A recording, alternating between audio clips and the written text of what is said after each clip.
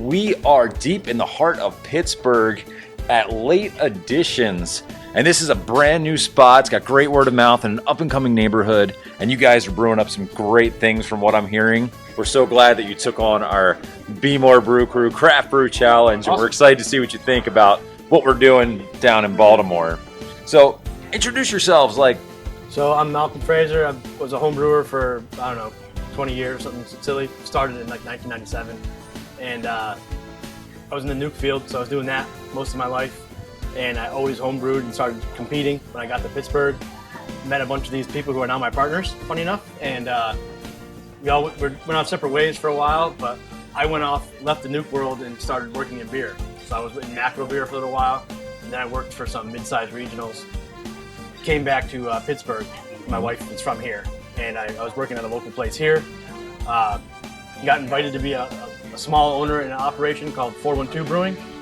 And it was dissolving, and started talking to some of my friends from the homebrew club, and Keith, my buddy from homebrew. Then he moved away to California, and then we reconvened in Cleveland, Ohio, when I was working for Fatheads there, and found out he might be coming back to Pittsburgh. We're like, you gotta be part of this, and we decided to buy this instead of letting it close down and do our own thing.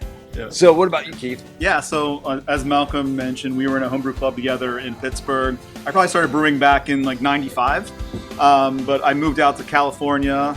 Was two-time California Homebrewer of the Year out there. Moved then to Cleveland. Got a brewing job there at a small brewery called Jolly Scholar. I was on the campus of Case Western. It's kind of an interesting location, 7-barrel brew house on a university campus. It's kind of fun. COVID came, shut it down for a while. I went back to my previous job, and then I moved back to Pittsburgh maybe 8 months ago. And Malcolm and I have been looking at places even before I moved back. What could we open in Pittsburgh? And it seemed like a good spot just to get some stuff started here, and just start brewing again. And I'm also a master beer judge, so I'm big into the the BJCP judging circuit, that sort of thing. So. Yeah. Funny to me, backstory is so when I was leaving Miller Coors, and I went to go work at Fatheads in Cleveland, someone said, hey, Keith's out there, right? So my family was still back in Georgia. So I was looking for places to stay, and he was like, well, just stay with me. Well, some nights when late night drinking, whatever, if Keith was going to bed, his wife Sarah would be like, why don't you two just freaking start your own thing? Why are you brewing at one place, he's brewing at another place? Well, I was worried that she's a very smart, career-oriented person, and I was like, what if you move away? And then when he started moving back here, I was like, it's over. We're doing it. It's a sign. It's a sign. It's going down. Yeah. Between all of us, we have so many recipes in the catalog. Things that we've competed with, things that we've just brewed for our own enjoyment. So if it's something as simple as a red IPA, Keith was like, I brewed one of those I liked, and for light beer, the German light beer, our Czech dark lager, which we'll try later, stuff like that. I've got the Irish stout, and it's pretty banging. It's really good. So stuff like that we've brewed probably 50 times. No, that's fantastic. So not only homebrew, but both of us were professional brewers at a couple different spots for me. But Jolly Scholar for Keith, and his system was smaller, so he was able to brew a lot and try a lot of recipes. So pretty much everything we brew, we've done before, some version of it, but every system's different. Right. Every time you brew it, it comes out a little different. Now, so I know you said that you like to specialize in a lot of the session beers, and a lot of the easy drinking, and sit down, have a good time, not going too heavy. I've always wanted to do classic, English, German, Czech beers, but I thought it would die. I thought it would never make money, Right. Especially with the proliferation of hazies and sours. Tasty stouts. Yeah. I like those beers, and they're fun to brew. Some of the more interesting beers are those culinary leaning beers. They're really fun to brew, but they're not my passion, and I don't drink them. If I crack a can over Keith's house, we might share half and half, So that's what we do here at the Brew Crew. We'll take one can and we'll split it. We're doing a review, and we're doing 3 or 4 ways. So I feel you. So if I want to drink 5 of something, I want to drink an English ale, a Czech beer, a German beer, or well-made West Coast, or old school American pale ale. Cool. I think also beer travel too, right? I've traveled through most of Europe, and just going to Cologne or going to Dusseldorf or Munich and London, just like having the beers there and trying to reproduce sort of the stuff we've had there too is really really cool and important to me. Those are the kind of beers I really like to drink. Reminds me of those times traveling, and then also just back when I was brewing in Cleveland, it was like every other beer was a hazy IPA. And I enjoy having a hazy IPA, but then it's just like you just keep doing it over and over again. So like after that, I was brewing at home again. I was like, no hazy IPAs. My friends were bugging me, and they were like, hey, can you brew me a hazy IPA? And I'm like, no, not going to do it. But obviously coming back here again, we don't have one on right now. Just kicked, I think, this week. But we have another one, a couple more in the pipeline now. We'll still have things like hazy IPAs as well, just because that's what people like. We actually pay attention to our sales, obviously, what sells. And sure. So there's a market. We have to create stuff that people are going to drink, but also want to create some of the stuff that we really enjoy too, and have a wide variety of beers. And a lot of it is session, but we also have a barley wine that'll be coming on tap here in a couple of days or maybe a couple of weeks. So I like doing a lot of different stuff. And as Malcolm mentioned, one of the owners is really good at brewing sour beers. So we'll always have a traditional barrel-aged sour on draft or almost all the time. And these aren't kettle sours; these are ones that need to be aged. We're doing Solera. Yeah. So we're actually expanding now to 3 different versions of a Solera. So we'll have 3 streams or 3 threads of a Solera. We can either offer it single or blend them and make our own special thing. One point I wanted to touch on, though, from what you were saying about the traveling, right? I'm sure you're just like me. Whenever I go to a new spot, new city, I hit up 2 or 3 breweries, right? And you can find some fantastic stuff when you're traveling around. You gotta bump those up. Well, you're with a family. You can only spend so much time. Yeah, we're going to Wolf of Wall Street here. Dude, that's one of my favorite movies, so I get the reference, man. But I don't know about for you, but sometimes when you come home and then you have a beer and it kind of like, oh, that's like the beer I had in Germany. Exactly. And then it kind of takes you back and you kind of have that memory in the back of your head and you start to like reminisce about that vacation. For me, like, I don't know, that happens to me all the time. Yeah, a lot of us have traveled and done specifically beer traveling, or we try to disguise it as, I need to do this other trip, honey. Yep. But Cologne's on the way.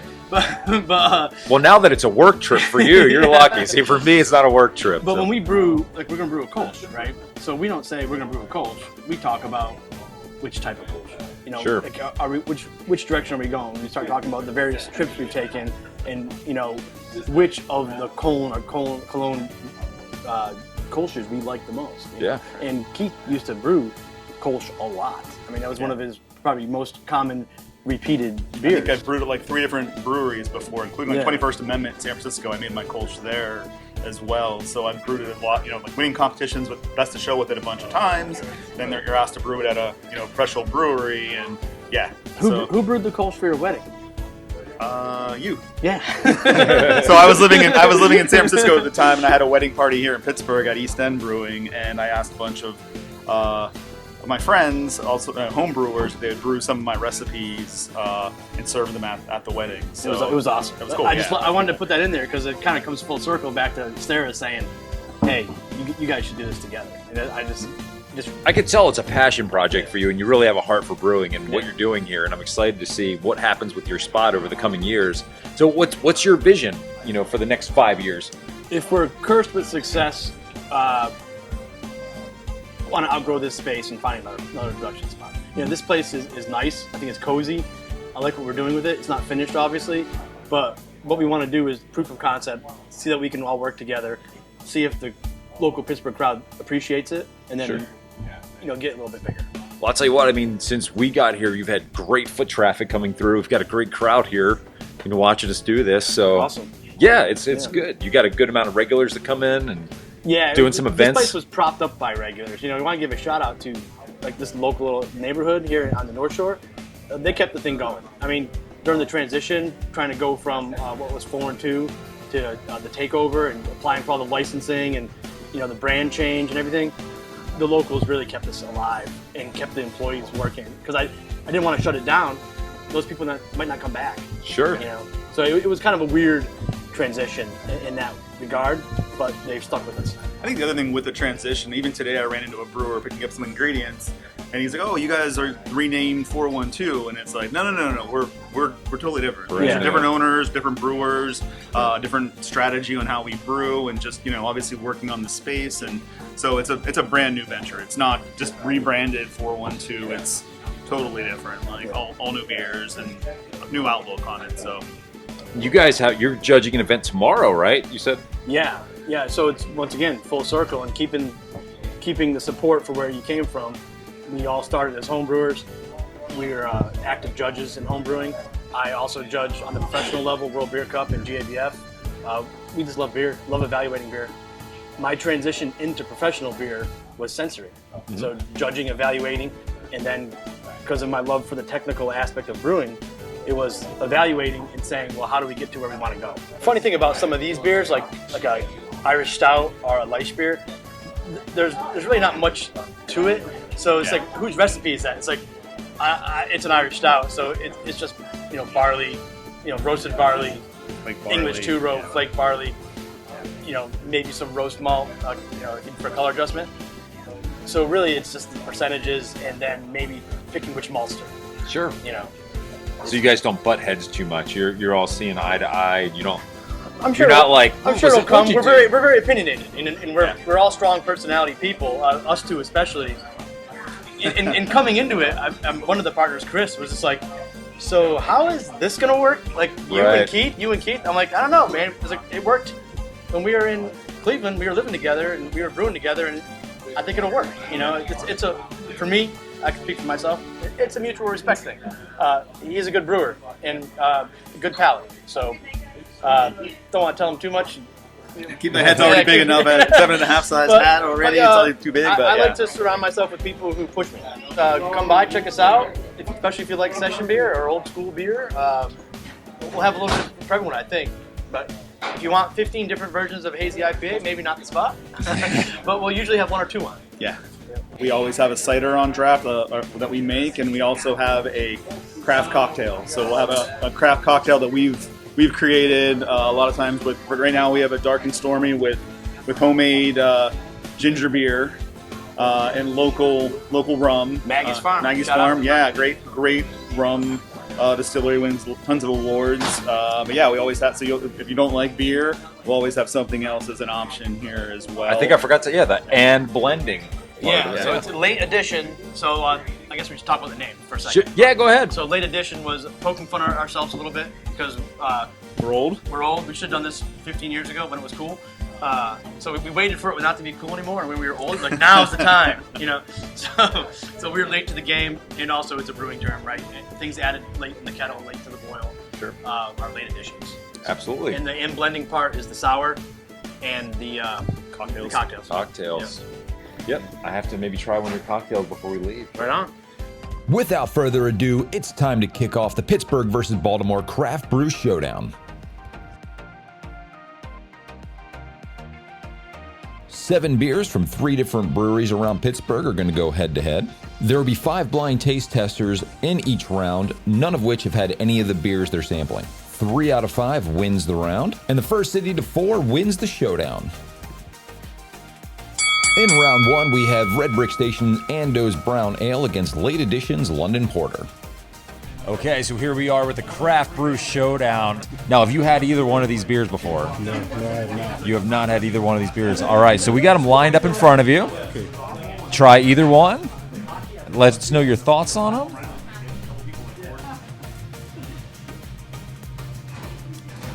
Really good. Very good, huh? A little roasty flavor. Beautiful beer. Nice little bitterness to it. All right. Huh? So yeah, very good. Very good. It's a little bit darker. Mm-hmm. Yeah, I see some highlights on this one. Decent lacing on the glass there. Mm-hmm. Yeah, they're both very good beers. Mm-hmm. This one has more body. It's a little more astringent, as far as the taste goes. For me, beers are like snowflakes, like they're all beautiful in their own way. Sure. But as far as which one I prefer, I could sip this one all day, I think. All right. That's your session beer, huh? Yeah, for sure. All right. But yeah, I love this one too. So they're both good. James, nice to meet you. I'm Sean. Thank you. Are you a Pittsburgh native here? I am. I grew up a little bit south of Pittsburgh, but lived over here for the last 30 years. So yeah, I consider myself a native. All right. Well, we're going to put you to the ultimate test here because one of these beers is a Baltimore beer and the other one is a Pittsburgh beer. All right, so I like this one because there's more already. So we're going to start there. Kind of a roasty, maybe a little bit malty, but more of a roasty. I'm not sure if it's going to have any coffeeness. Probably not if it's an ale, but it smells nice. It smells nice. Nice and it's nice and clear.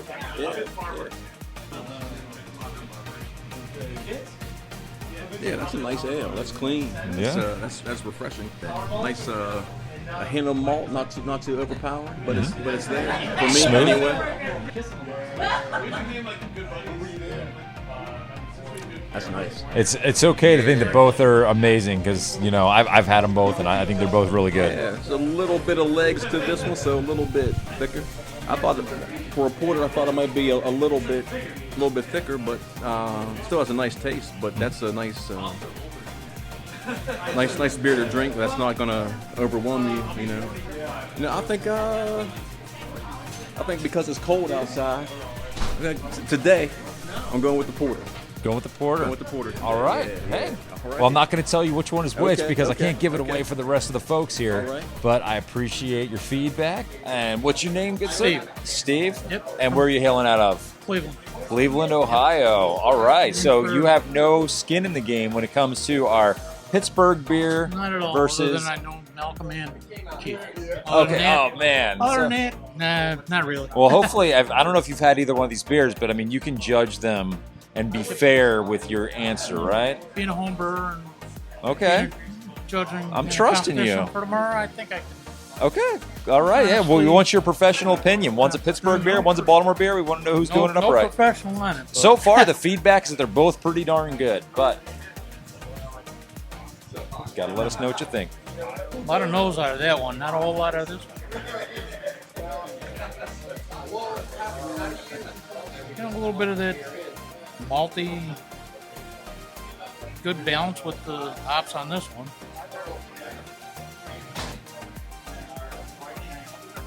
Nice amber color on it.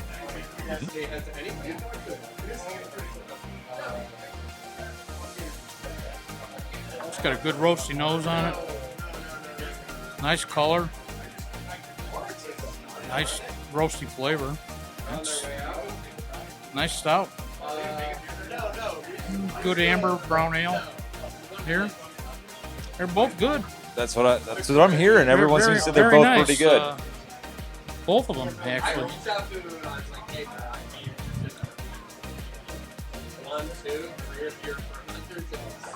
Well, be a toss-up to me. Right. It's both are very good beers, but good representation of brown ale and a stout. Could use a little bit more maltiness and maybe a little bit of chocolate out of the brown ale, but both very good. All right. Cheers. Oh, so you're just going 50-50. You're Yeah, not. that's it. You can't put one over the other because they're both so amazing. All right. Well, hey, so we got your seal approval on both of these Yes, beers. absolutely. Both great beers. All right, fantastic. We'll enjoy those. Thank you for coming in and taste testing them. I Thank you. appreciate it. All right, here we are. We have got another taste tester. What is your name, good sir? Nick Recker, Nick. All right, and you are a professional beer judge. professional beer judge. Yep. All right, so up in front of you, we have obviously a porter, and then we've got a brown ale. Yep. One's from here in Pittsburgh, one's from Baltimore. We'd like to get your professional opinion on both of these fine brews, and then tell us which one you give the nod to a little bit. Okay, very good. All right, so go after it. Whatever you want to do first. Good. Well balanced, not astringent. English porter or American porter? That would be my question there. Did say that. And this is a brown ale. Nice brown ale. A little bit more bitter on this one. A little bit more astringent on this one. Drinking wise, I would look at this one, the porter versus the brown ale. I think it's a more balance for the style. BJCP guidance for that one. More balance. Nice head retention. Fits the profile a little better, you think? It fits the profile better, I think the porter does. But you have to ask yourself, is this an American porter or an English porter? And I would say this is more of an American porter because it's more bitter. The English porters are more malty, more biscuity, not as bitter. They're not hop forward. I have the answer, but I can't tell you right now. That'd be good. But maybe I'll need to tell you before you render your decision. I'm going to be in England in 3 weeks from now drinking beers for 2 weeks. So this is categorized as a London porter. London porter. Okay. If that influences your decision at all. Yeah, I think it's still on the bitter side for even a London porter. It's I like it better because it's more consistent with the biscuity flavor of a English malt. I don't taste much in the way of hops other than bittering. But typically, you have a herbal, woody flavor. I taste that, but it's more dominated with the malt on that one. The brown ale, it's thinner. It's got a little sour note on the back end of that one. I don't think it's consistent with a brown ale for an English brown ale. I would drink this one more. This porter. So you're giving the nod to the porter then? Yeah. All right, fair enough. Well, I can't tell you which one's which because there'll be people on deck. Well, yeah, that's fine. So, but after we're done this shoot, I will let you know which one you chose. Yeah, appreciate it. All right, thank you so much. Thank you and very much. You can have those and finish them up if you like. I'm gonna go. This is the final taste tester for the showdown between the brown ale and the London porter. All right, I've got with me, what's your name, sir? My name's John. John, nice to meet you. I'm Sean. Sean. I'm looking forward to seeing which one you think. One of these brews is from Baltimore. The other one is from Pittsburgh. Oh boy. Can you be an independent judge for us? I believe so, yeah. All right, so we just want you to sample them both. Let us know what you think, which one you prefer, All right. and we'll see what happens. All right, we'll start with what's closest. All right. I love your hoodie, by the way, too. Thanks. I love it. Look at that. Bam. Check that thing out.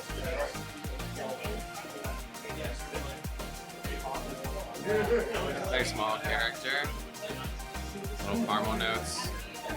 Semi-sweet, but finishes nice and cool. It's pretty good. I'll take another sip. The general consensus is they're both pretty good. Yeah, I'm excited to try the next one.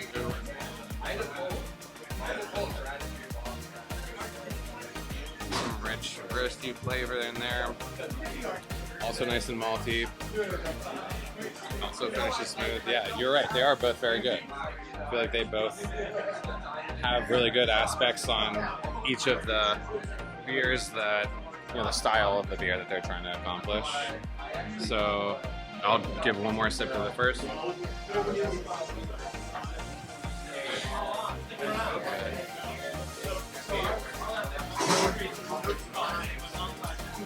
Wow, that's very difficult.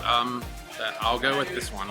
That's the porter. So All right, is pretty that good. the one that you made, or is the one you made here? I can't. Well, I didn't make it. This is just from Baltimore. Oh, congratulations! So I did not. Nice Yeah, job. one of them's from Baltimore and one's from Pennsylvania. But I'm not telling you which one's which.